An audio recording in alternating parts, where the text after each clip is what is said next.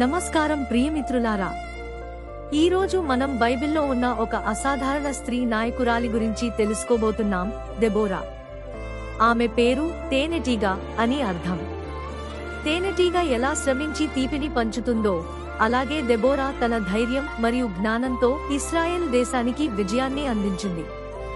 Deborah బైబిల్లో కనిపించే ఏకైక స్త్రీ న్యాయాధిపతి మరియు ఒక గొప్ప ప్రవక్తురాలు. ఆమె దెబోరా పాము చెట్టు కింద కూర్చొని ప్రజల సమస్యలను విని దేవుని మార్గదర్శకత్వంతో తీర్పులు చెప్పేది. ఆమె తీసుకున్న ప్రతి నిర్ణయం దేవుని ఆజ్ఞ ఆధారంగా ఉండేది కాబట్టి ప్రజలు ఆమెపై సంపూర్ణ విశ్వాసం ఉంచేవారు. ఆ దినాల్లో కానాను సేనాధిపతి సీసెరా 900 ఇనుప రథాలతో ఇశ్రాయేలు ప్రజలను భయపెట్టేవాడు. ప్రజలు భయంలో బలహీనపడ్డారు. కానీ దెబోరా నిలబడి బారాకుకు దేవుని ఆజ్ఞను చెప్పింది, వెళ్ళు, యుద్ధానికి సిద్ధం అవ్వు, విజయాన్ని దేవుడే ఇస్తాడు. బారాకు భయపడి, మీరు వస్తేనే నేను యుద్ధానికి వెళ్తాను అని చెప్పాడు.